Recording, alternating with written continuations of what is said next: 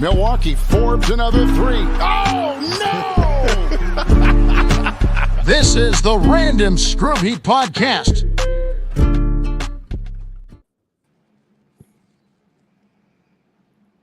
Harry, just because I'm here does not I didn't know. No, we didn't have a I discussion. was like, just because I'm here does not mean you don't host this podcast, bro. I thought you were the host. All right.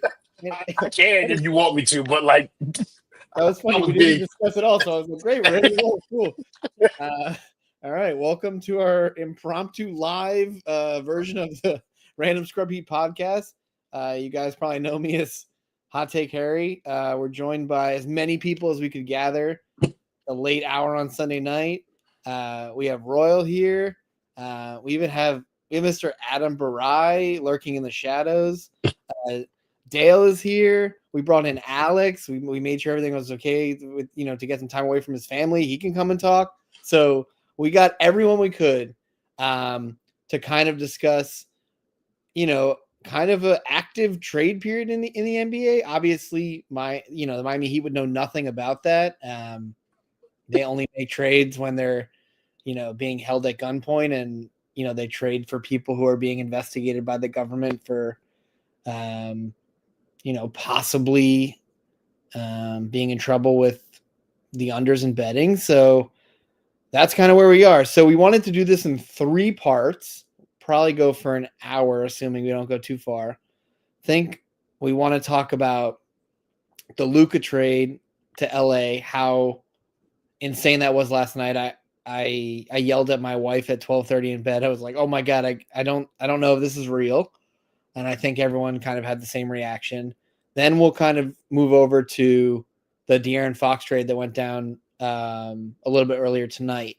And then we'll transition to where the Heat are, how Jimmy is kind of holding them hostage, and I think I'll kind of explain why I think he holds most of the cards. I don't really think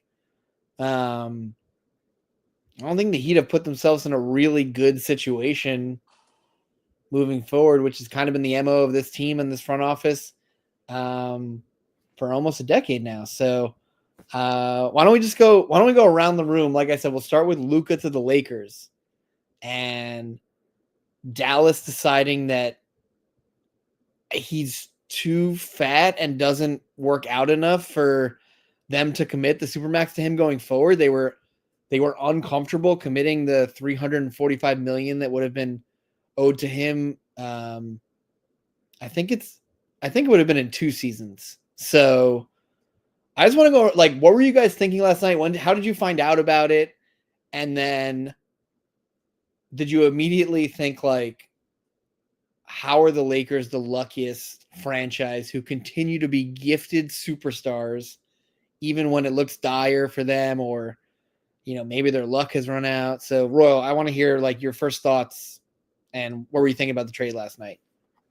so the me, Dale, and Stone were like after the post game stream, we were all sitting in the back, just kind of chit chatting, like customarily what happens after the show, and we all saw it at the same time. So imagine all 3 of us just saying "holy shit" for 6 minutes straight.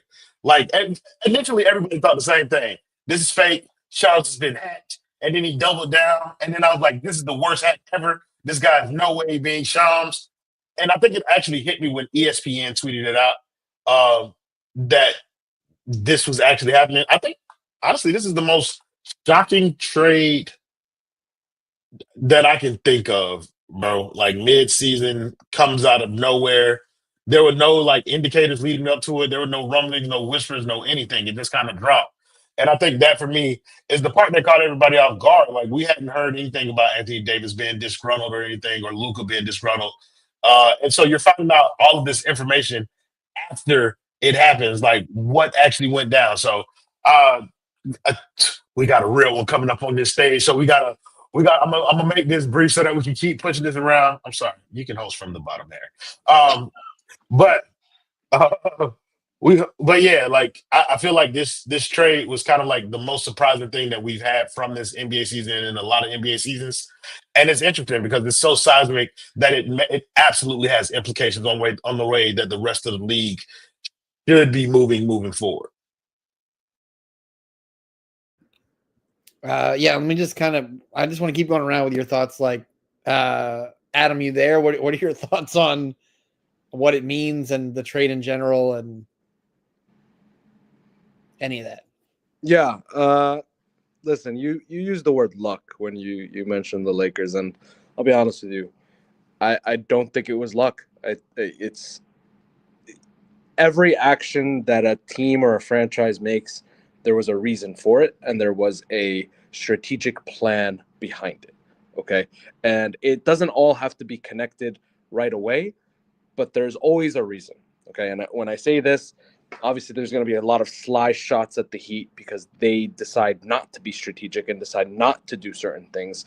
But for me, this starts when the Lakers traded their entire young core for Anthony Davis, because that moment signaled that they're for real, they're in business, and they're going to win a championship.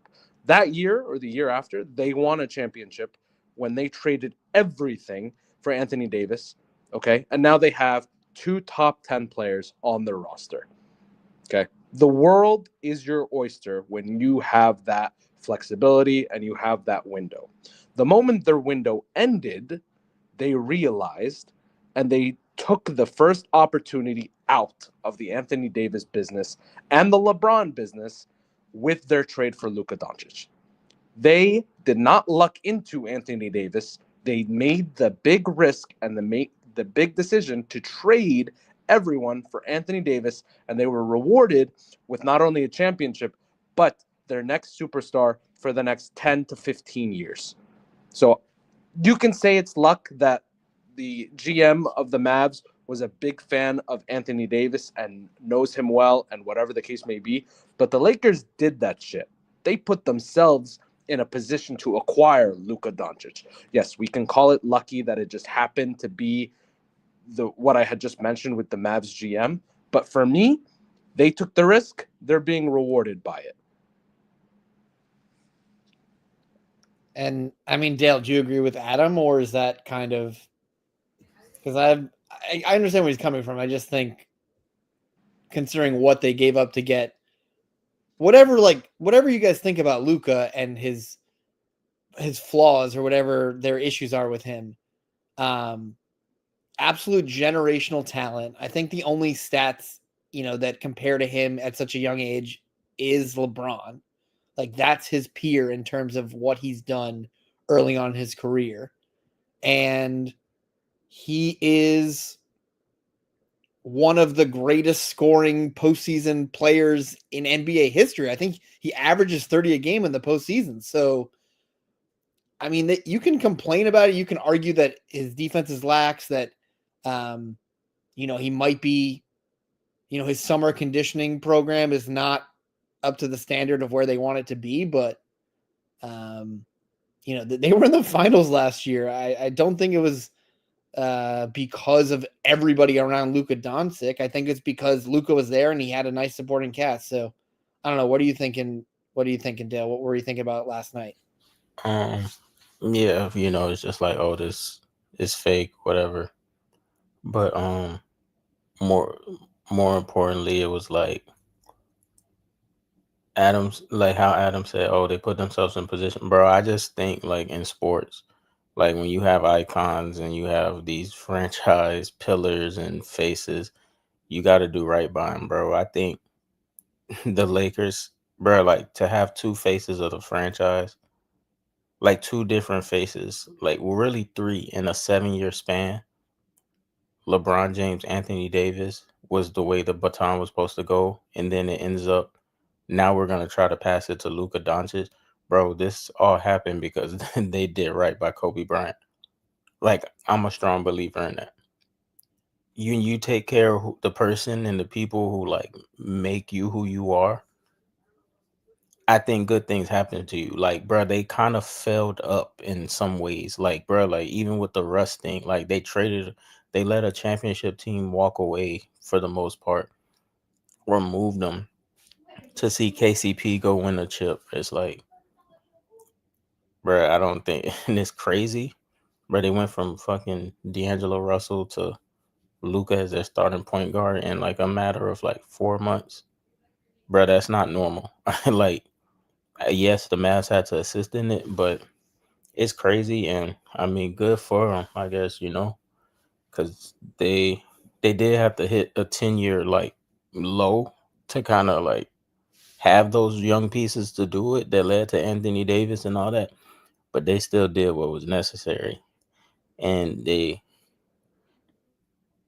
I think Dallas, like, it's one of the most craziest bet against I've ever seen. Like, and that whole betting against is kind of plays into what we're gonna talk about later. At least I am, about the Miami Heat and this Jimmy situation. But yeah, like, that was crazy. Yeah, I mean, I think so. I mean, you make one point where I don't know how much I believe in like what taking care of one player. I guess you're talking about kind of the trickle down effect, right? And I think good fortune, bro. I do think good when you do right by people who like are at the like, bro, like your employees. Like, it is a business at the end of the day, bro. When you do right by your employees, especially the ones who made you or like somewhat made you for a specific set of like years who you are, and like, bro, they took care. Like, I do think you don't think it's weird that like when you look across from two teams that are kind of similar in Miami and LA, like the way the franchises have been operating are very similar. Like, but LA got a championship out of Bron and AD. Miami and Jimmy and Bam didn't, bro. Yeah, Like, I think essentially that you're looking. I could see where like they're two sides of the same coin kind of argument. I think the big issue with Miami essentially is, one team's willing to take risks whether they work or not. Like, people would argue the Russ trade didn't really work out. They took the depth that had won them a championship, turn it into Russ, and that didn't really work for that team. But it's a risk. Who cares if you take a risk and it doesn't work out? But if you stop taking risks after you make a mistake, then you're kind of stuck with this, scared money don't make money kind of thing. Like, that's just where I think the Heat are. Like, What would you say to people who consider getting Terry Rozier a risk? you would say essentially that they made a really bad bet at the wrong time, on a player who likely wouldn't have elevated this team, right? Like, I don't think anyone was like, listen, I was okay with the trade because I thought it meant that they were moving on from Hero, or they had a backup plan to use Terry's salary down the line. I didn't think it was like, I know, but I wasn't looking at it like, oh, Terry Rozier is coming in and he's going to be the difference between, I don't know. So I think I kind of like, I'm listening to Adam and Dale and trying to figure out, like, you make your own luck because you're aggressive and you go after guys when they're available, and whatever happens, happens. Like, if you cash in all your picks and you don't win, you tried, and you'll figure it out again because a path will open up in the future. Whereas the Heat are kind of like, they rode the Dwayne Wade bandwagon as long as they could, kind of going off of Dale's point. They didn't do right by Wade. They pissed him off. They let him leave to Chicago. Luckily, he talks Jimmy into coming to Miami. They get Jimmy for nothing because the Sixers are morons, and we get Jimmy, who ends up being probably a better player than what even the Heat were expecting, what fans were expecting, and yet not adding anything around those guys to help us win. Like, the argument would be the best player they added in the years that Jimmy has been here is either, I guess, Kyle Lowry. It's some kind of tie between Kyle Lowry, Caleb Martin, PJ. and PJ Tucker. Like, that's insane. And when you think about that, and you look around the league and how many other moves are made in the summer by the trade deadline, it's just, how do they expect to compete? And I think we're just kind of in this space where the rich get richer. The Lakers are gonna, most likely have Luka for 10 years. He's 4 years away from his prime. And I like AD. He's a good player, but he's literally out with an oblique injury right now. They didn't even go up all their draft picks. They gave up one of their draft picks. And I think kind of maybe what you guys are saying is fortune favors the bold. Like, if you're going to sit back and not do anything, then you're going to be rewarded with, this treadmill of mediocrity that the Heat are on. And if you're willing to take risks, then you could set yourself up into a much better spot. And they have their post-LeBron plan now, regardless of how much longer he wants to stay. So, Alex, I kind of want to hear your thoughts, and then we'll go to New, and we'll kind of see. We'll go from there. Yeah, I kind of agree a little bit with what Dale's saying in regards to like respecting your franchise legends and making sure they're taken care of. The problem is like they treat every single player since the Dwayne Wade debacle as a franchise legend. Like they are extending bums and giving them, that great that Kobe contract to everyone essentially. And like the Pat Riley Christmas party thing is becoming like too much of a meme that's self-aware because it's ridiculous at this point. Like we've talked about this ad nauseum for the last 3 to 5 years, maybe longer at this point. Like you have to be willing to sell high on certain players to accumulate certain assets. And while I do think like the situation with Luka and the trade that just happened, like, yeah, it's absolutely absurd that the Mavs didn't get Dalton Connect or the 2031 pick in addition to Anthony Davis and the 2029 pick. But like, that's sort of like just being the Lakers getting a little bit of extra luck. Like, yeah, you positioned yourself well to acquire a Luka, but you also got lucky in that you didn't have to give up everything because the GM of the Mavericks is an idiot. So it's like a double win in a lot of ways where they can take advantage of, their intellect of being properly prepared to position themselves to acquire Luka Doncic. And now not only did they get that benefit, they have the added benefit of dealing with an idiot. So now they have more stuff that they can attempt to put around Luka or use to put around Luka going forward to entice him to stay, which happens in, I think, 18 months. So, I mean, we'll see ultimately if he sticks there. I know everyone at this point in the Heat sphere of media has been hinged on 2026. I promise you, no one in the Heat media knew that this trade was happening, considering that people within the Mavs organization did not know that this was happening. They did not know that Luka Doncic would potentially be available in 2026. Pat Riley was just being an idiot operating under the assumption that this was 2010 and free agency is still a thing. So they might fall ass backwards into that. I'm not putting a lot of stock into it, but I guess we'll see. Yeah. I mean, it just, I felt very hopeless last night, which I've been feeling a lot more recently in general, not just NBA related, but more than I've ever felt with this organization. And you guys, if you listen to the pod, if you listen to the basement, obviously we've kind of been down on this team and the way it's been run for a while now, but yeah, I mean, we're in a tough spot. New, I want to hear from you. Like, what were you doing last night? What do you think about the news itself and the return too? Because I kind of want to get into not just that Luka was traded, which is crazy, but what the Mavericks got back for him. The return is what kind of makes me disagree with Dale and Adam just a tad. Like, I do think that, like, how you treat your stars is important. And, the league pays attention and stuff like that. But, dude, they gave up 1 first-round pick for Luka Doncic, dude. Like, Rudy Gobert and Mikal Bridges. Need I say, like, that's what's like, I'm sorry. I can't give the Lakers credit for this. Like, he didn't call any other teams. Like, this wasn't just like, oh, we have a big joker in Anthony Davis. And what, like, they were like, he said, hey, you want Luka Doncic for free? And Rob Pelinka, they said he had to think about it. Like, if you believe whatever the Mavs GM was, he asked him about it a month ago, and Rob was like, maybe. Like, to me, I just, they were gifted, Luka, dude. And I just can't buy into that. Like, oh, this is because of asset management and all of that stuff.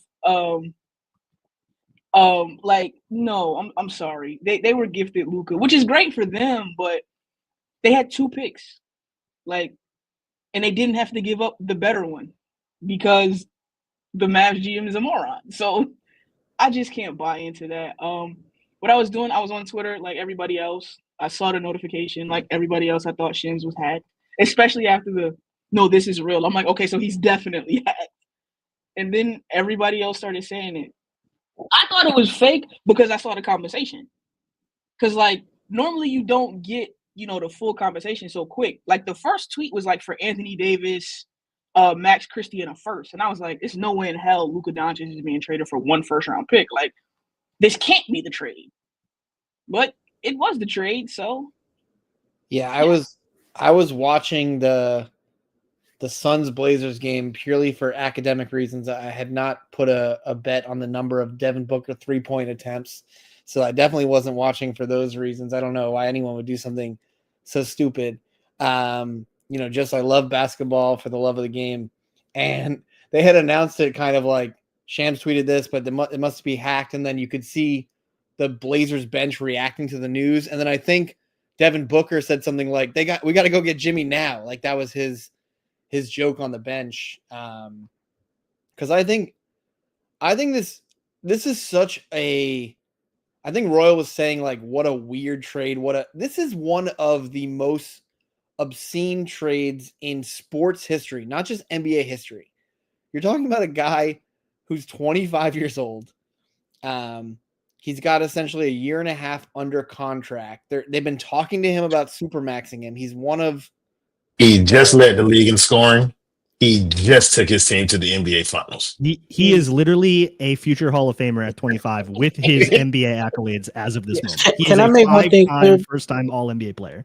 I think, bro, I just want to preface. I want everybody to understand that I said that the Lakers fell up, and that like the doing right. I think that they luck into shit. Like I think the Mavs were more just fucking idiots, to be honest. Like because the return was insane. Go ahead. So Dale, and I did hear you, and I the thing here's where I want to go with this is essentially, and you guys are bringing it up because New brought it up. Gobert went for 5 picks. We all laughed at that. Definitely thought obviously the Knicks overpaid for Bridges for a guy who wanted to be there, and obviously they want to try to win now, so you have to pay a little bit for the now currency, but that felt like an overpay. I think I was thinking about it. I think the KD trade at this point. So that felt like one that not came out of nowhere, but kind of happened overnight. I remember, KD had wanted the trade from the Nets. They kind of both shut it down. He showed up, he played, and he got moved to Phoenix. I think at this point it's like 8 or 9 first-round picks, and it could be more if Brooklyn trades Cam Johnson for another first or something like that. So we could be talking 10 picks for an old Kevin Durant, who is an all-time scorer, elite player, but I don't think that guy specifically is winning you a championship without a ton of help around him. So you look at, I think that's foresight though. You trade an asset like while there's still interest in the asset. I think even an old Jimmy Butler could have garnered some serious compensation back had we done that in the right time. I just did this solely because I gotta do the PG-1 thing and thank my boy Dumb Awful with the $5 dono. He said, how the fuck do I explain to my wife that I need to watch this slop 82 nights a year, 3 hours a night? Genuine question, because I'm getting divorced. My brother, you got to find a wife like mine. That's the only way that you can do that. Not mine, though, because I will shoot you. But a wife like mine who is encouraging and accepting of the reality that this awful team is a part of my life. I also have to continue doing my job and recognize that we have over 1,400 people across 3 platforms joining in us. We appreciate all of you guys, but we want to make sure that you leave us a like and a subscribe before you leave this channel. Whatever platform you're watching. If you're watching us on X, follow the Basement at Basement Sports In. If you're watching us on Twitch, make sure you leave us a subscription over there. And if you're watching us on YouTube, like and subscribe to the channel. We do post-game shows mainly. But if we get 1,400 people in here, we will do this motherfucker more often. I can tell you that right now. Sorry, Harrison. Continue. No, you're good. No, that's definitely obviously things we need to do that I'm not really. But Dumb Awful, I would like to just tweak Royal's comments a little bit. Definitely find a person who supports you. I agree with that part. Do not watch the slop every night. Find another hobby. Come in and watch the Basement afterwards. Like come in so you get the recap. You'll get the whole game. It's going to be the same thing. 70 out of the 82 nights. So come in and see what we have in store for you. But do not waste your time, my friend. Do not. It's not worth it. It's not worth the stress. It's not worth the pain. It's not worth the suffering. Find something else that works for you, especially if you're starting a new chapter in your life, and do something else. And the other thing I wanted to say, see, this is what really surprised me about the move. I think a GM, there's a realm where someone could say, while Luka is, a all-time like transcendent player, we're not happy with his defense. We're not happy with, the amount of Taco Bell he consumes late nights after a game or whatever it is. The return makes no sense. There is not a world in which AD and a first is equal to Luka. Even if you were like super set on defensive big, I mean, AD's an amazing player when he's healthy. When he's healthy is a very important part of that statement. AD to me, I know he's a champion. I know he won with LeBron, but AD to me is much closer to like a Joel Embiid, an all-time guy, a great player who doesn't seem to be there when you need him. Of course, he was healthy for 3 months. For 3 months in the bubble to ruin the Heat's life, but otherwise he has really found a way to get hurt every year. Why? And I don't know if you guys heard the press conference from the Mavericks, from the GM, from Jason Kidd today. They didn't want to start. They wanted to get out ahead of it, which I agree with. If you're going to trade a guy a year and a half ahead is the right number because you give a team 2 postseasons at least. But why are they not opening it up to anyone else? Why are they? Thank you. I do look stylish. I appreciate it. Why aren't they looking around the league? Why don't you go to the Thunder and say, hey, how many picks would you give us for Luka? You guys want to win this season? Are you ready? Sam Presti, are you finally ready to cash it all in? How many picks do you want to give up for Luka? Even if it's only for 2 years and he doesn't want to stay in OKC, Luka and that team is the favorites by a mile.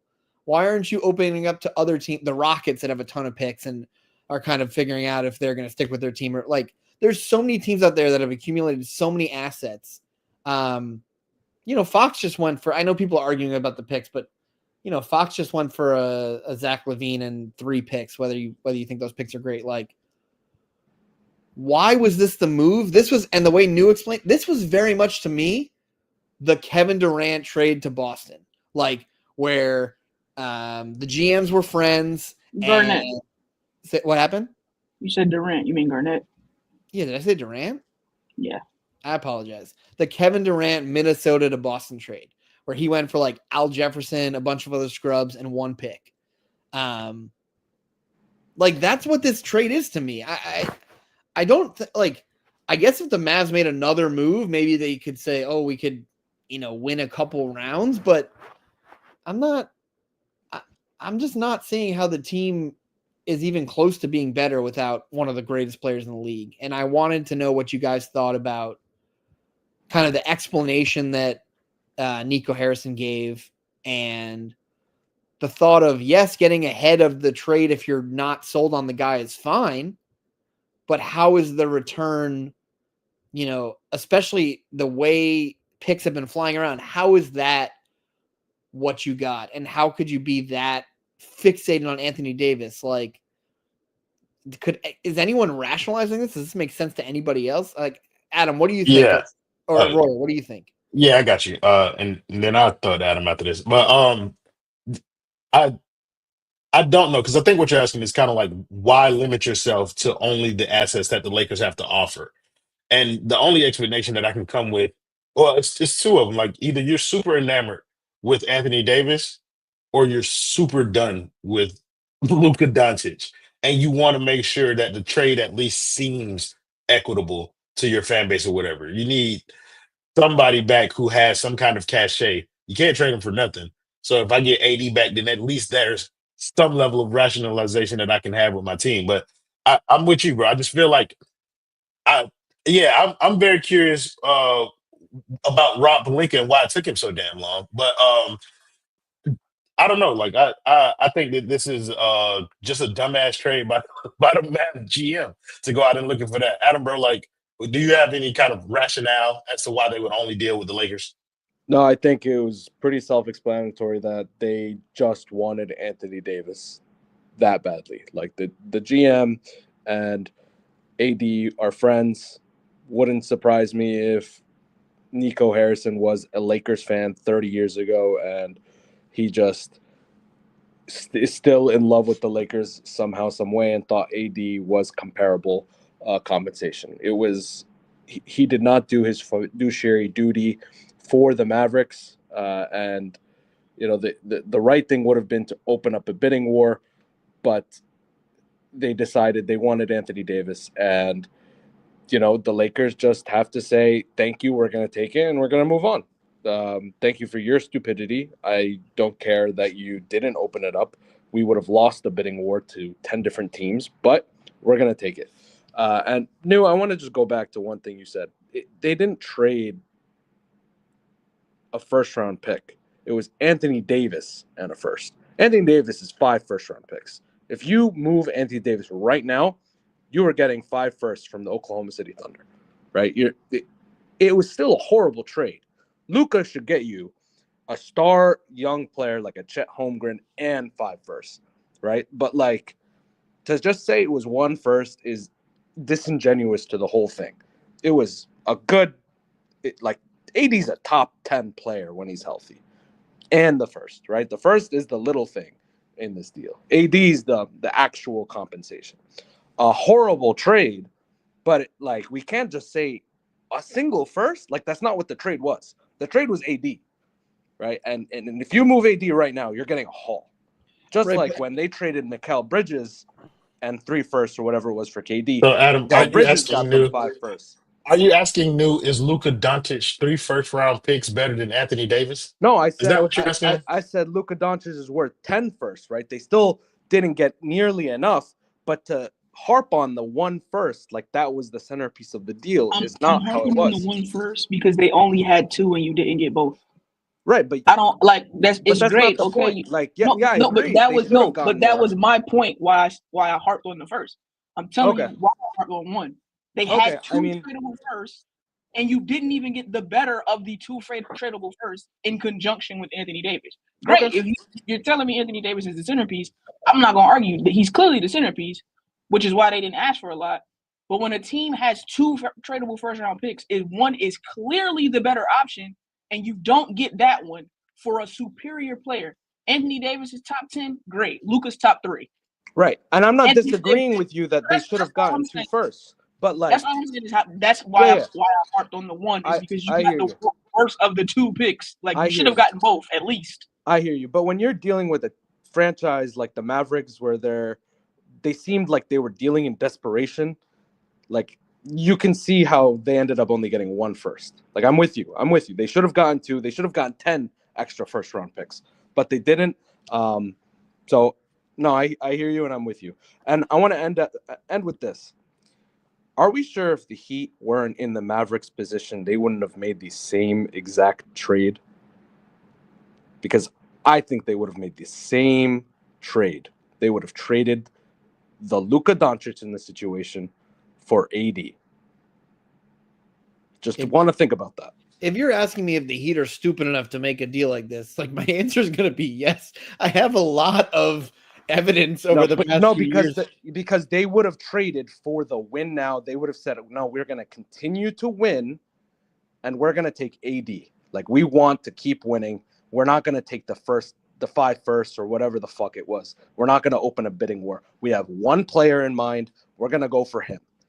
The Heat, and I'm telling you, the Heat would have made the same move. Okay, but so these are a couple of things I want to think about because I was speaking earlier to a friend of mine who's a big University of Kentucky fan, right? So Anthony Davis has basically been healthy at the end of the season twice. Scott? He's won 2 championships. He Was won. it Scott Anderson? Say it again. Was it Scott? No, I don't talk to him. I have other friends that like University of Kentucky who aren't racist, Alcoholics. So My thought is, again, Anthony Davis when healthy is amazing, but when he's healthy is an extremely important caveat that he has not shown to be a lot of the time. So, I mean, there's been a lot of jokes today. They don't care if Luka was 350 pounds, if he had a bucket of chicken and one arm on the court while he's dribbling the basketball. This guy is so talented. He's such a basketball genius. Like you roll the dice, you take the risk. And if it doesn't work out, if you sign the contract, there are 29 other teams that will take him. Even if your bet is this isn't going to work for us. So the Mavs have fucked up their future, and they essentially it was like if you're trying to sell your home and you go on the Zillow listing and you see it's listed for $500,000 and you call your one friend because you like them and you're like, hey man, I really got to get out of here. I want to move.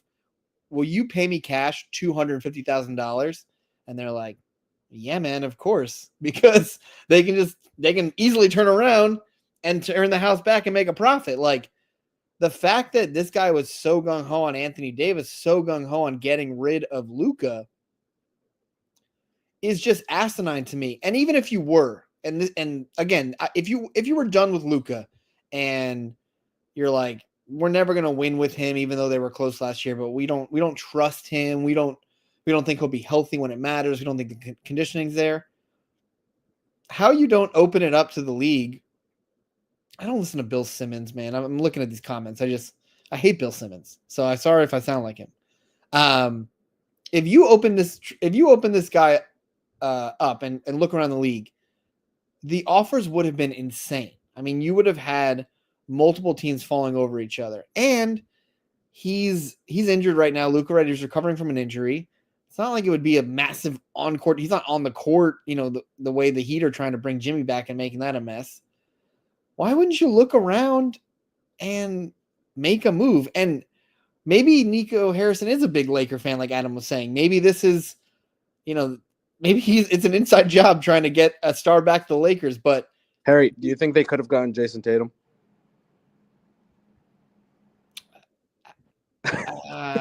Maybe. I mean, I was reading the consensus on I'm on Blue Sky now, so sorry guys, but the consensus was essentially probably 3 guys maybe you'd move Luka for, and it was Wemby, Jokic, and maybe Giannis. I don't even know. I mean, Giannis. I don't think you're moving for Giannis. I think Giannis is kind of could you imagine if the Nuggets were like, man, Jokic is too fat. We're not, we're gonna move on from him. And I think the Bucks were the other team that they called though. It's just based I think it was the Bucks. Just based off of what they how he painted the whole defense first and wanted to be a front court player, and just who else kind of fits the AD quote unquote mold is it's only Wemby and Giannis, and I don't think it was Wemby at all. Yeah, I mean you could be right. I did see the mystery team thing, but if I was the Bucks, I would have said no too. I'm gonna be honest. Yeah, Harry, I'm going to kind of grab the conversation by the horns right quick because I know we wanted to do 25 minutes of this and we almost at 40. Let's pivot to the other. Let's pivot to the other trade that happened that kind of caught people by surprise. And that was the De'Aaron Fox trade from the day. I'll start with New this time. New, just give me your thoughts on the De'Aaron Fox thing and how it played out. Unsurprising. Honestly, this is my genuine opinion. When I saw it, I genuinely thought this is how stars get what they want. You don't act the ass. I can't remember many players of Jimmy, and y'all correct me if I'm wrong. I'm not saying this never happened. I'm literally speaking from my recollection. Normally, when a star wants to get traded, it doesn't get ugly like this all the time. It seems to me, Jimmy Butler is the only guy who every time he wants to get traded, it's a shit show. And I don't know, maybe that's his brand. It's I'm gonna ugly it up before I go. But dude, KD said he wanted to be traded. Harden, but KD said he wanted to be traded from Brooklyn. We knew he wanted to go to Phoenix. He kept playing basketball. He was playing his heart out. And then at 3:00 in the morning, Matt Ishbia sent however many fucking picks he sent to Brooklyn, and he was gone. We knew De'Aaron Fox was going to ask for a trade last week. We knew he was going to end up on the Spurs. He played basketball. It wasn't a whole bunch of drama. It's just like, dude, teams do what players want 99%. Even with Dame, like, it wasn't just ugly. The shit was drawn out because we were Heat fans and it was the summertime. But, like, it wasn't like a bunch of drama. Like, we were, like, on us because we're following every day. It's like, oh, my God, Joe Cronin. But it's like, he requested a trade. They worked behind the scenes. Before the season, he was traded. Like, this is how it should be. That's what my thought was. This is how it should fucking be. A guy gives you a team he wants out, make it fucking work between both sides. That's genuinely what my thought was when it, like, not a surprise, nothing. That was it. Like, Yeah, I don't know. I don't know if I necessarily. I think I was a little bit surprised at how quickly it was done, but not much outside of that. Dumb Awful, thank you for the $5 dono, and I appreciate this question. I'm gonna try and keep it at the top of my mind so that we can circle back around to it. But I want to get everybody else's thoughts on Fox first. But he said, genuine question: if they made you the Heat, the GM of the Heat, what is the move that you make right now? Like, where do we even start? And I think it's best because we're going to talk about Jimmy after this, and I think that's kind of a question more appropriate for that conversation. And so I'll circle back to this when we get there. Shelton, let me hear what you thought about the De'Aaron Fox thing.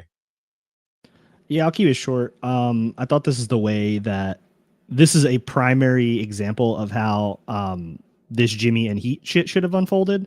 They traded Fox at a good time to maximize their return, just like the Heat should have traded Jimmy 2 years ago. And they did it without much of a fuss publicly. And they ultimately resulted in, everyone winning. I saw someone say Sack got a D- in the trade. They got 3 picks and Zach LaVine, who is going to either be flipped again or he's a huge expiring deal coming up. They got an A+. It's not even close. They got a 2031 Minnesota unprotected first-round pick. I don't even want to think about what the Minnesota Timberwolves roster looks like 6 years from now, but I don't think it's going to be good. But yeah, I think this is just a prime example of the Kings are not a great top-tier front office or anything, but they clearly knew what they were doing here when you trade the star at the peak of his value where you can still recoup stuff. And, whether or not they capitalize on the assets that they've gained remains to be seen, but this was the correct move.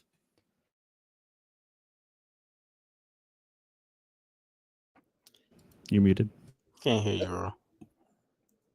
My fact. I said I'm gonna go to Harry, then I'm going to Kendall, and then I'm going to Adam after this. But to answer Valeria's question, how's the Bulls win in that trade? Didn't they get like cap relief? I think that's what they want. It enables them to be bad. But go ahead, Harry. You can expand on this and then talk about the trade. Yeah, and the Bulls got their first round pick back. I'm pretty confident in that. So, I mean, whether it was true or not, to go from, LaVine might cost you a pick to get rid of him to getting the pick back. I don't think the Bulls are a good front office, but I don't think they did terribly. And they wanted to get some cap relief from how big the LaVine deal is. I agree with New and Alex. Like, this is, you get wind that a player wants out. You do your best to trade them at this 1.5 year mark is the sweet spot. You get what you can, and you don't make it nasty. So it works in reverse too, right? If the team decides they don't want to move on from, they don't want to commit to the player anymore, like they're not going to re-sign them in 1.5 years. Like, let's say, for example, the Kings were saying, we like Fox, but we don't know where we're going to go with him. It should work in reverse too. Like, this is the peak of their value. He's on a very reasonable contract until he signs the $60 million deal in 2 years, $60 million a year. Move on from him. I don't really see where anyone's hurt. As New mentioned, this is par for the course. The only player who didn't go where he wanted is Dame Lillard, because it happened to involve the Heat, and the Heat don't know how to close deals. And Dame had like 3 years left on his contract, so it wasn't even a 6 spot of the 1.5 thing. I think that's true too. But again, he could have made it a bit uglier, and I just think there's a lot of agents in the NBA that don't really know how to play the game and don't know how to make it nasty. We'll talk about it after, but I think Jimmy's playing this the only way he knows how. I mean, he wants to get to one place, and the Heat are ridiculous, and they didn't come to him when they needed to. And so you're just kind of watching the rest of the league operate in a normal, professional, non-petty way. I mean, the Kings could have been fucking pissed that Fox won. You don't like what we've done. You don't like that we paid you. This is the only place you've known. We haven't treated you great. And And they did what they had to do, and they moved him to the place he wanted to be. And the only thing I think these teams might regret, and we didn't get to this with Luka, was like you're gonna have to face these guys for a while now. The Kings are gonna have to deal with the Spurs and what they've created for a long while now. The Mavs are gonna have to deal with what they've created and done to made the Lakers into. So my thought is always try to ship the person to the opposite conference. You don't have to deal with them until the finals, but I think they moved him to the place he wanted, and he's going to have nothing. My thought is he's going to have nothing but good things to say about Sacramento, even if he was, done with them personally. Yeah, I think that's the best way to go about this. But I also, to your later points, like I think this has not just implications on kind of like the matchups between the teams involved in the trades, but this has great implications on the league, kind of like down the line in terms of like what teams are going to need to create in order to be competitive against teams that have already set themselves up with kind of like parents. So the San Antonios of the world, the LAs of the world, like we don't know if they're done and see if they compare somebody like to Luka. Dale, let me know what you thought of the Fox thing, bro. I think that the Sacramento Kings laid down like some hoes. It was downright disgusting, bro. Like 3 first-round picks that one turns into a second because it's the Charlotte Hornets and it's lottery protected. Nah, bro. Like I don't, bro. I'm stubborn like that. I would rather, bro. You're not finna beat me over the head for something that you want, bro. Like that's not going, bro. No Devin Vassell. All this Stephon Castle, sticking point, cool, but not Devin Vassell, bro. No, no Keldon Johnson, bro.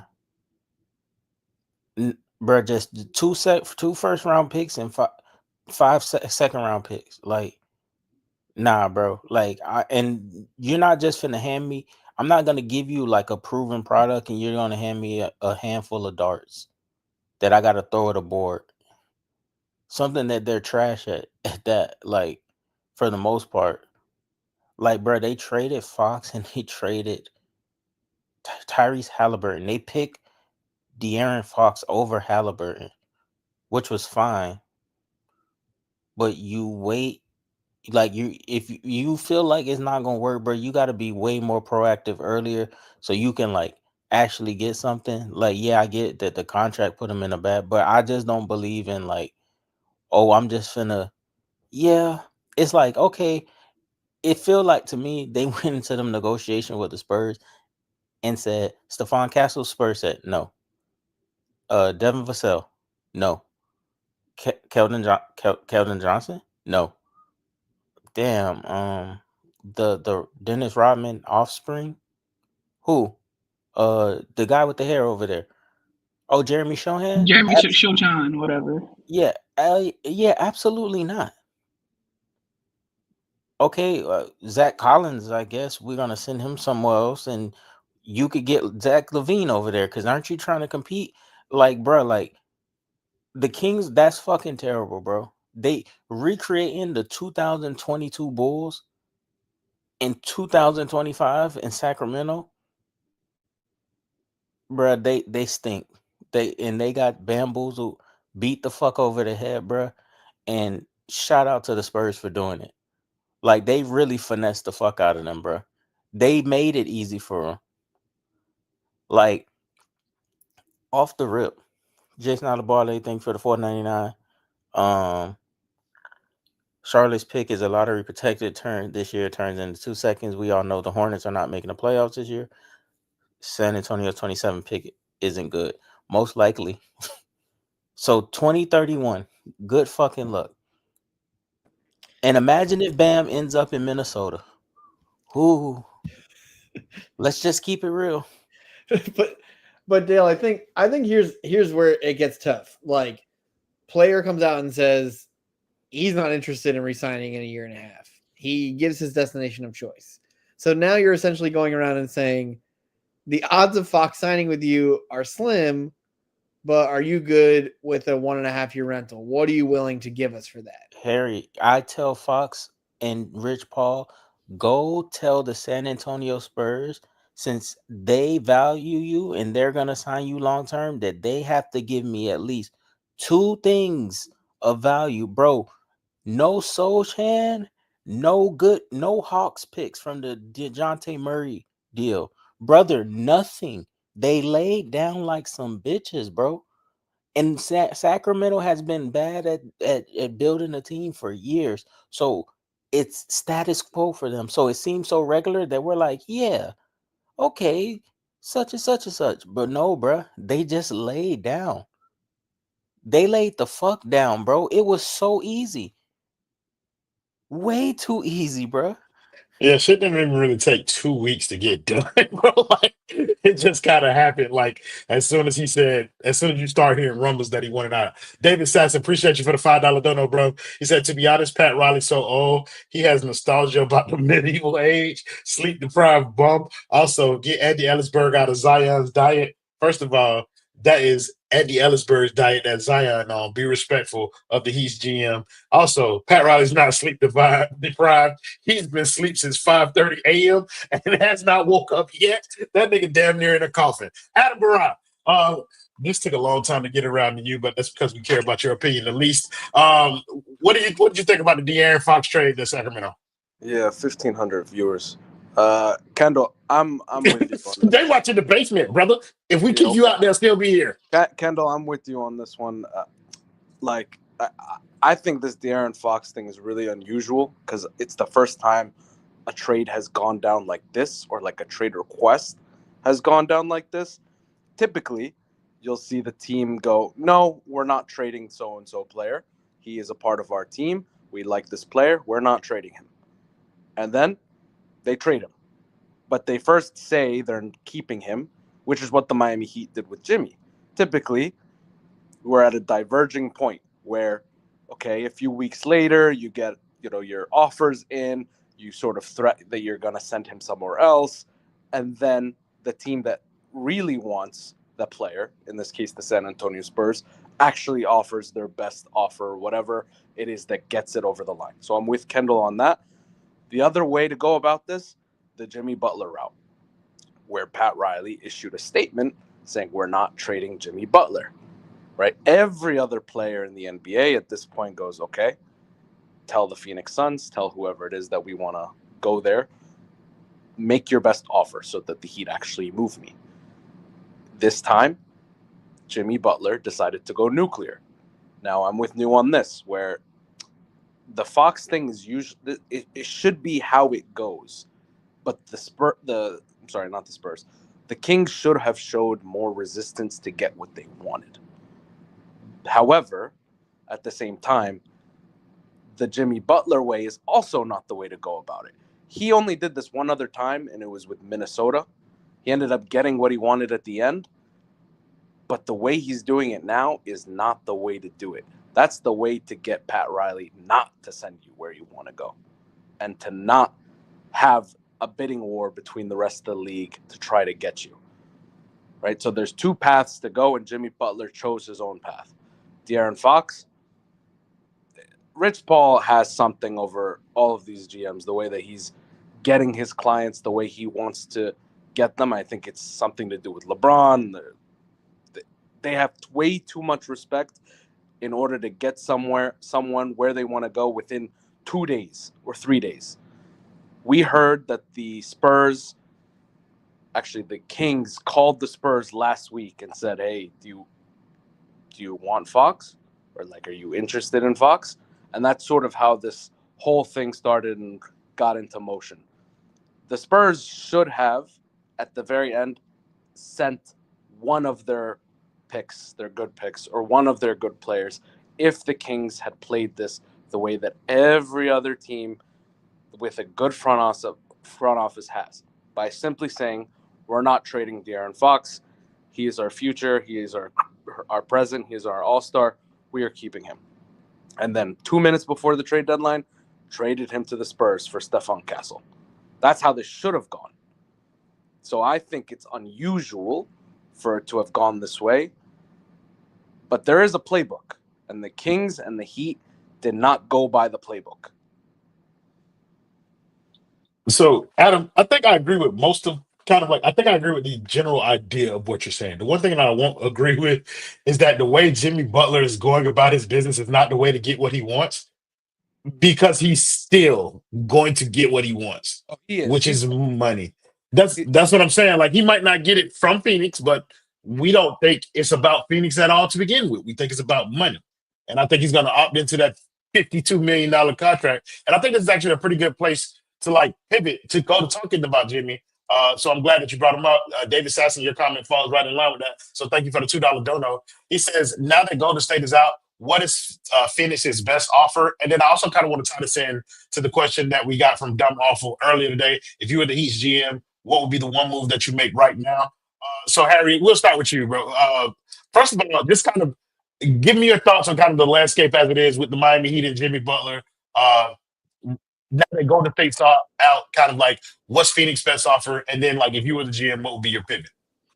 So I mean, listen, I get annoyed with, has Jimmy handling this professionally? No. Has Jimmy handled things professionally in the past when he wants to get his way? No. I mean, the Heat only have Jimmy because he made a stink with Minnesota and then got annoyed that, obviously the Sixers wouldn't max him. So that was about money too. We only have Jimmy because of who he is. So I don't know how you get a guy and then get annoyed about who he is because the Heat didn't have an exit strategy. We've talked about it before. The moment the Dame trade fell through, they should have started looking around on where they could have moved Jimmy Butler. Could have had a discussion with Jimmy and could have said, hey, man, you've been amazing here. We appreciate your time. We think we want to move on a little bit. Are there teams that you'd be interested in playing? Can we go and look around the league? That would have made the most sense. The second best time to move Jimmy Butler was when he comes to you and he wants an additional $50 million and you say, no, sir, be a good soldier, get in line, keep playing, and raise your trade value for us. Go risk your body and everything every night. And hopefully we'll think about paying, fuck that shit. And fuck anyone who's telling Jimmy Butler or anybody else that they shouldn't earn as much as possible for as long as they can. These are finite careers with end dates that we do not know about, but Jimmy's is coming soon based on age and wear and tear. If you don't get your money, you can throw a fucking hissy fit. It works in this league.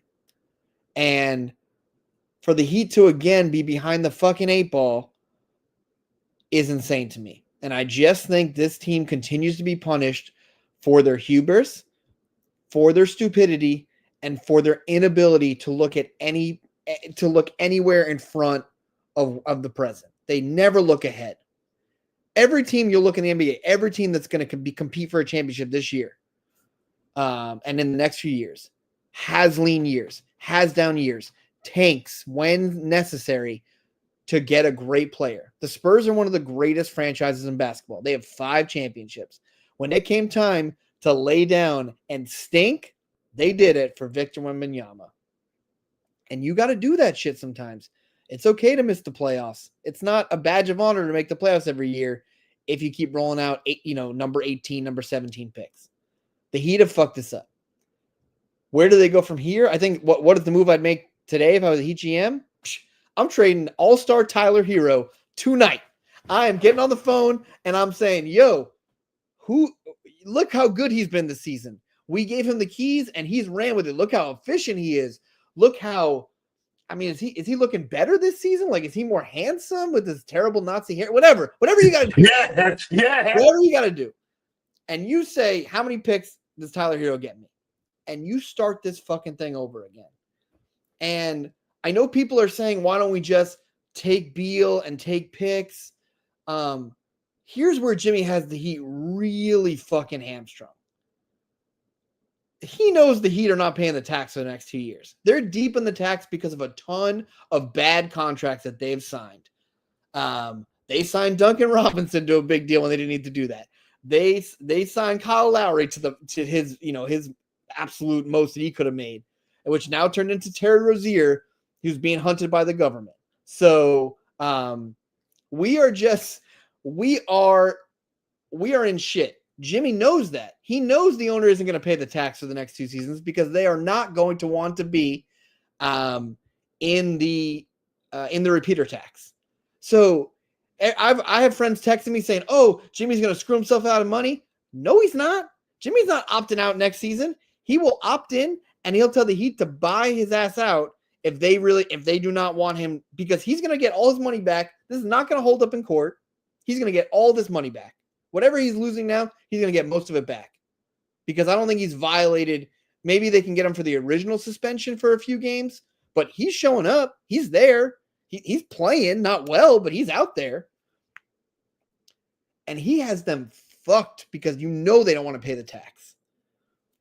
And I just think they've put themselves in a position where they either need to find a way to just like, they have a good relationship with Beal's agent. They've known Mark Bartelstein for a while. Like, maybe they try to find another team for Beal if that exists that he will accept, because the Wizards gave him a no trade clause. Or do they find a way to shave some salary down in another way, where even if Jimmy opts in, they could find a way to get him somewhere in the offseason that makes more sense? Or do you go back to the Grizzlies and be like, listen, you guys look great. We would love the Heat have a good relationship with the Grizzlies. We would love for you guys to compete this year. We think Jimmy Butler can get you there. Are you okay with him on a rental? Can you give us Absolutely not. Can you give Absolutely us the not. pieces you want, and hope that Jimmy doesn't sit out? Because then you would hope that the commissioner would get involved. He got mad at Dame for suggesting that 2 seasons ago. So if you're hearing all these options, you're realizing the Heat are very fucked. I described it on a pod a few episodes ago. The Heat have shit their diaper, and they are unwilling to change it. They are sitting in shit. It smells. Everyone around them knows it stinks. Everyone's holding their nose around them like, oh, PU, you guys are disgusting. And they will not change their diaper. They continue to sit in the shit, and they will not alter their ways. They keep sending out old-ass Pat Riley, who's probably also wearing a diaper, and they're saying, hey, man, you just you don't talk to, tell Jimmy he's shit, but then don't have a conversation with him. And if this continues, if we're with all these stubborn guys around the Heat, Riley, I don't think Andy Ellisberg is a good GM in his 10 years, since he took over. I think Spo's incredibly stubborn in ways that aren't really helping the team. I think the Harrisons are not the best ownership group when it comes to making moves. We're in trouble. And if something doesn't happen over these next few days, the trade deadline's on Thursday in the afternoon, I don't know where they go from here. I don't know how they get free agents to come here. I don't know how they convince Bam that he doesn't want to start looking around and he wants to ask out. I'm sure he has other things on his mind besides being in a shit show in Miami. Don't worry, Harrison. We know where it goes, and I got just the man to explain it to you. But before we get done, Jordan McIntosh, thank you for the $4.99 donut. He said, I agree with Harry. In my opinion, the Heat problem is trying too hard to save face and look good instead of ripping the Band-Aid. 1,000%. Jason Adebawale, I did not forget about you, my boy. Appreciate you for the $9.99 donut. He said, Jimmy's basically trying to force the Heat to make a Bill deal. I've been cooking Pat, but I ain't going to lie. If I were Pat, I'm shipping his ass to the Hornets with the pick, and you'll never get to Phoenix. I ain't going to lie. Pat been on that bullshit. Damn. My boy Harrison say he don't know how this gonna go. Enlighten him, brother. Go ahead and prophesy to these folk one time. How what's gonna go? This entire thing, the entire ordeal with Jimmy Butler, like what's gonna happen with Jimmy Butler starting from here? 3:30 Thursday. You might be preparing for the NFL honors to see who wins Offensive Player of the Year. Shout out to Jamar Chase. Yeah, he did his thug dizzle. Saquon has, Lamar has, brother, but I know Jimmy Butler finna be on the Miami Heat roster. And I've been saying this for 3 weeks now. Bro, they, like you say, they are fucking terrible at doing this, bro. Like, they had an out. It was in Philly. It is what it is at this point. I respect Jimmy lying anywhere but Miami and then turn around and saying, no, I'm not going there. Calling Memphis, telling them don't trade for me. Calling Golden State, telling them don't trade for me. Because the same way the Heat lied to him and was like, I'm gonna get you another star. It's gonna be you and Bam and this third person. Now he lying to them and lying to the fan base. Cool. I respect that part. I don't respect the way he not just being an employee and getting his bag, like current bag, whatever. That's on him.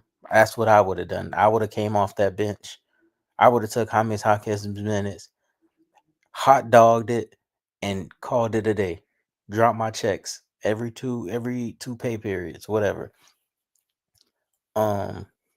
But yeah, I don't know what the Heat thought was so special about them that they were gonna change a dickhead into a rose that bloomed from the concrete. He has always been an asshole.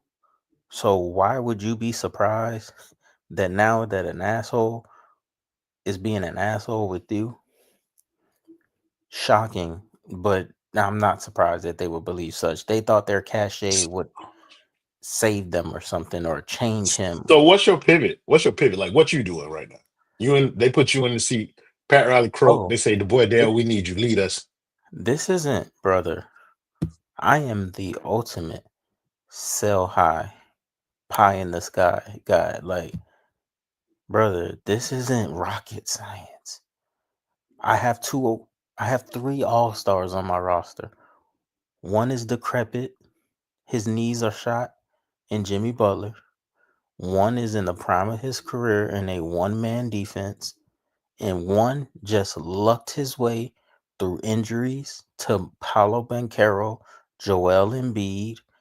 I could probably Jimmy Butler maybe, um, to an all-star and Tyler Hero. I am trading him to whoever is interested in his services. I'm trying to net at max 2 first. If Cam Johnson is gonna get you 2, Tyler Hero could probably get you 2 too if you look hard enough. And I would try to go send him to Utah. He's now an all-star. They are beginning the white coalition. Him, Laurie Marketing, and Cooper Flag. Talk about a white man's the KKK Big Three. Like, bro, this is not hard. I would literally trade Tyler Hero, bro. Like, it's literally the only thing that would make sense outside of if Bill was to go. I'm not taking Bill back. If you could get, if you can move Jimmy and not have to take him back, and you just do the expiring thing, cool. Even if you don't get no picks, because I want him gone too. But Tyler, you definitely move him, bruh. It's like it's not even something to think about, bruh. Like, fuck all that. They'll talk about the triangle offense. They gonna call that offense the burning cross, bitch. They're going crazy out there in Utah. New a long documented Jimmy hater. Uh, where are you now that he's eliminated another team as a potential trade partner?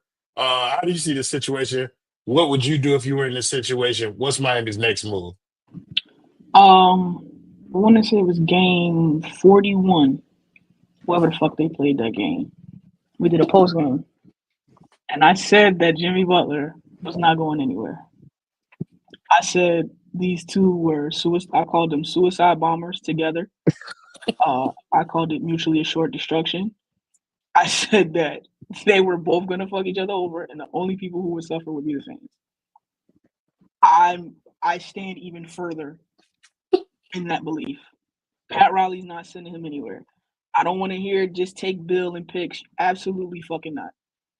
Not when Luka Doncic is potentially going to be a free agent. And I know a lot of people are saying now, like, oh, he's a Laker for 10 years. Maybe y'all are right. Couldn't disagree more. I'm with you, Dale. At the very least, he touches free agency. Like, I ain't saying he don't re-up in LA, but at the very least, he's becoming a free agent. He Excuse will me. be courted.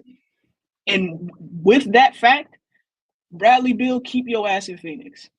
your wife and your kids just gonna have to hear fans call you a trash ass nigga for the rest of your career, because you will not become a member of the Miami Heat, brother. I'm sorry, you fucked that up when you didn't request a trade when we wanted you. Blame yourself, buddy. You will not be a member of my organization. If I was the GM of the Miami Heat right now, I would tell Jimmy Butler, stay home until the summer. Collect your checks. Stay the fuck from around my team. Tyler Hero, pack your bags. Those are the two moves that I would make. Bam Adebayo, stay in South Carolina. We don't need you this season either, buddy. Keyshawn Johnson, get ready to learn starter minutes. That's what I would do. None of you motherfuckers are playing for my team for the rest of the season. Give me this draft class and I own my pick as long as it's the lottery pick.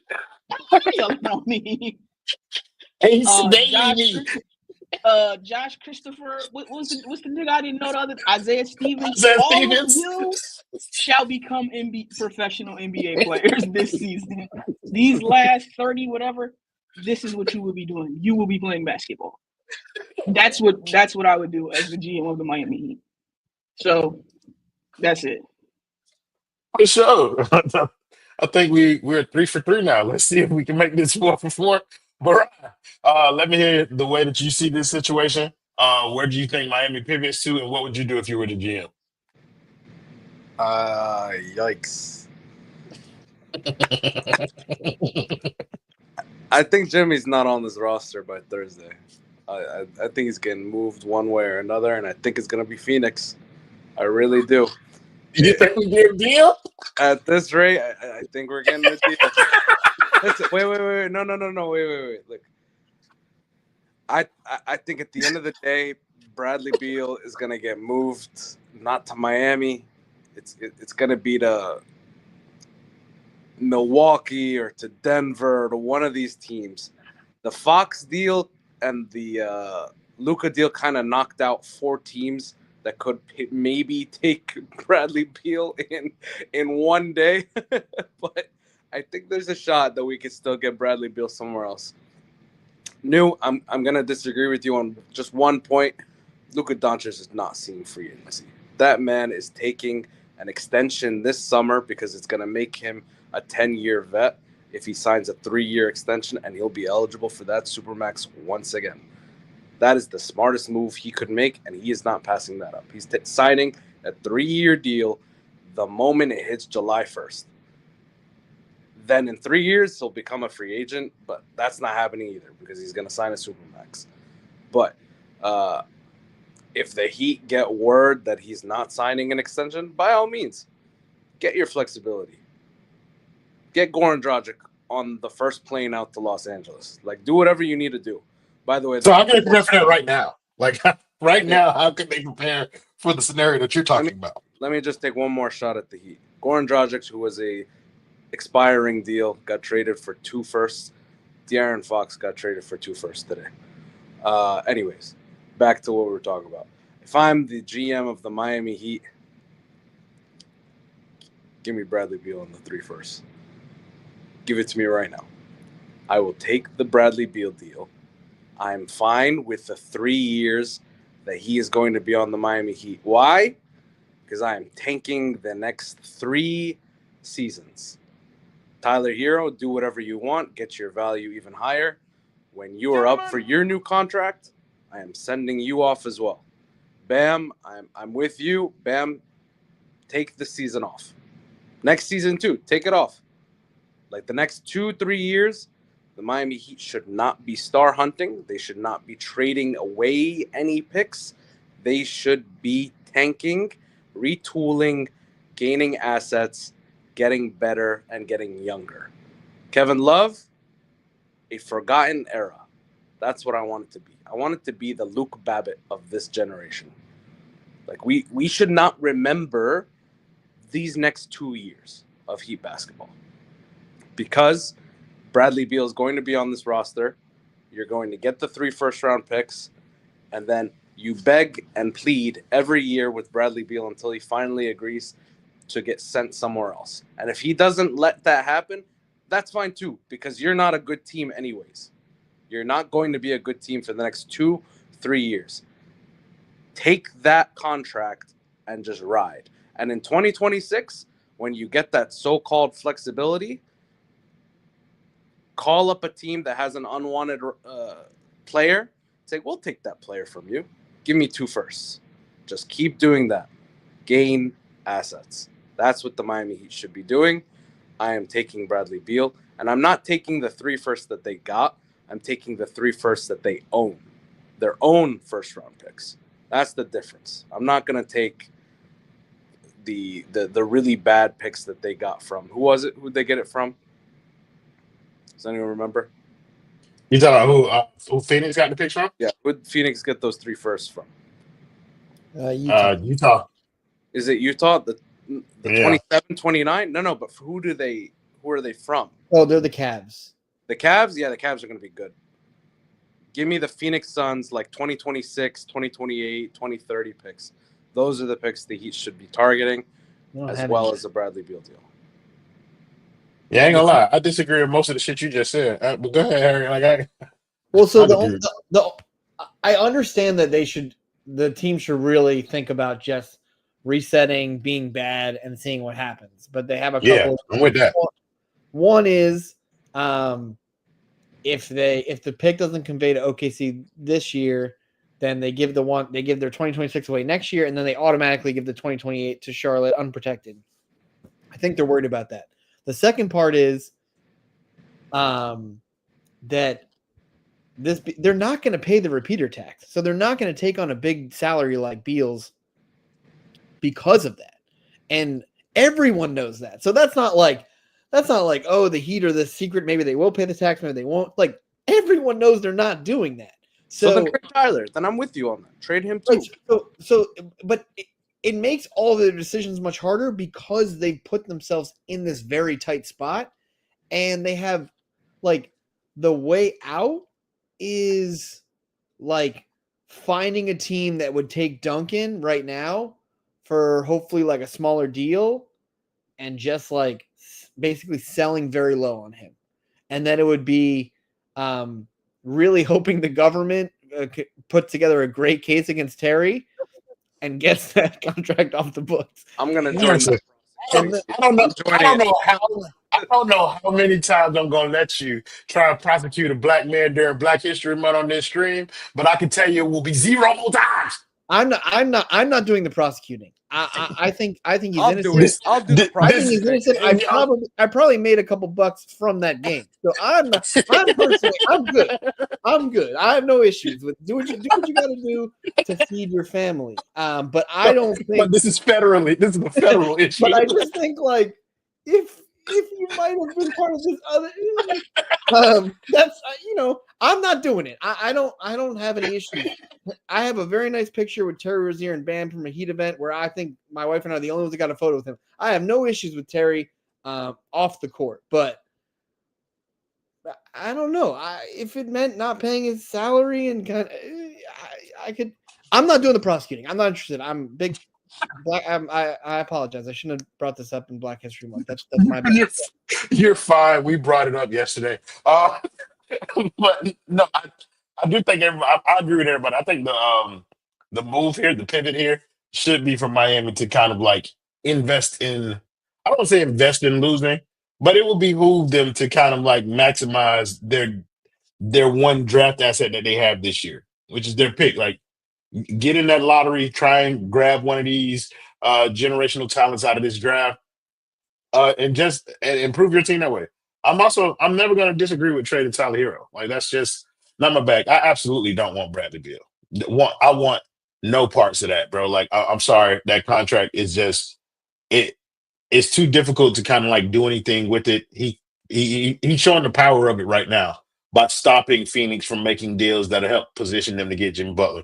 I'm also with everybody else in terms of like Jimmy being here post trade down. If he waived it like completely, so not just waiving it until if he said if the Heat went, I'll go anywhere. Say it again. I'm saying if Beal was like, I'll go anywhere.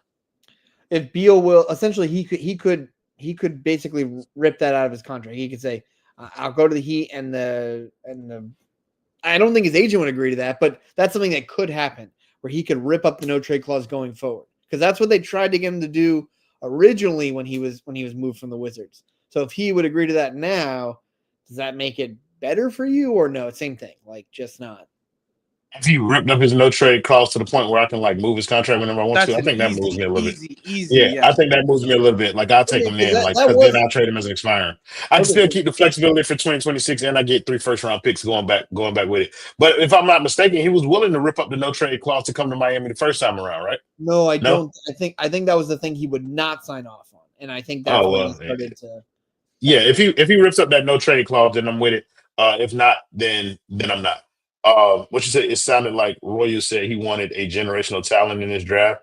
It's white savior time, boys. No sorry, Bob. No more white saviors on my roster. I do not want Cooper Flag. Uh, I want H. Bailey or what's the other boy, VJ Edgecombe. Not because I know anything more about them or I like their game Respect better. It's Dylan because Harper. Dylan Harper, I'll take him too. It's not because I know anything about their game, Harrison. It's because they're not white. And I don't want any more white players on this team. Yeah, I just don't. I've had enough. I've seen all that I need to see. I'm tired. I'm tired of the whites too, to be honest. I've had enough. I've had enough. Yeah, I think we got the. Is Tyler Hero the only white All Star that they have in the game this year? I'm done with the milk. I don't need it anymore. And Shut up, like did this you month. did you guys He see? is, ain't it? Did you guys see when they were announcing the starters? Tyler was the only one who wasn't in game action. Like everyone else is dribbling the ball when they're announcing the starters on TNT, and he's just there smiling with the ball. And no one was expecting that. TNT was not ready for that. You said No one ace no was. pass, bro. I don't care, Jason Alabama. Yeah, Oh, no, two Nigga, dribbles. this is Tyler Hero. Give a fuck. After all of them 2 dribbles, Ace Bailey pulling up, shooting over niggas 7 feet tall, bro. Like I Anthony just, Edwards don't pass the ball neither unless he double team. yeah, yeah. If you don't Kobe pass it, Bryant like didn't pass. What that mean I'm to gonna use, me? I'm gonna use the same logic that people use for Tyler Hero. Who he supposed to pass the ball to on this roster anyway? Don't pass. Become a number one option, please. I need it. Uh, we've been going for about an hour and 30 or hour 21. I'm gonna let everybody here get their kind of final words on all the topics that we talked about a little bit, just in case we missed anything. And then we're gonna wrap this up. I'll start with Adam. Adam, I will skip you. Adam, final thoughts? Yeah, Appreciate you. You won't start with me. All right. New final thoughts for the show. Don't take Bradley Beal. Jimmy Butler, Pat Riley, you die together. Oh, and trade Tyler Hero. That's it. Paul Nor. Somebody say it's cool to be racist sometimes. I'm not racist, but I am a liar. Take that to mean whatever you want it to mean. Dale, final words for the spaces. Spaces. This is stream. All right, man. No words. Yeah, that's Heat. Off we go on another Miami Heat NBA adventure. Whoa, Eric Reed. Shout out, Amen Thompson. You get the close us out, brother. All right. Well, appreciate everybody in here. We got over 2,000 people at midnight. That's really insane. I told my wife she didn't believe me, so that's always good. Someone was talking about finding the support system that So, the Luka trade will go down as one of the worst trades in sports history. I'll never understand it, and I think the Mavs are going to lose a lot of fans from that. The Fox trade again, that would have been a great player to have. Miami never has the assets to get that done, so whoop-de-doo. Another great player goes elsewhere and will do well in another situation that is in Miami. And I think Jimmy's doing whatever he has to do to get his money. So the Heat are really fucked. I don't really see a great way out of this. And if you're continuing to watch this team because you really love the team, and I think the loyalty is wonderful. I just think in terms of like basketball and a championship product, we're miles away from that. Dare I say light years away. So, hopefully they can figure something out in the next few days just to kind of maybe balance the balance sheet a little bit more and figure this out and try to figure out a new path forward. But try to enjoy the very few, game winners that happen, because I just think we're in a bit of a dark period here. So we appreciate you guys tuning in, and I guess we'll do more of these because this was pretty successful, and hopefully I'm hoping for some more action around the NBA because I love trades, but I just wish my team could be involved every now and then. Yeah, me too. Adam, I ain't gonna do you like that, bro. Go ahead and give your last thoughts before we end this. Harry, would it be Need a stop and a rebound. Fournier for three. That was the random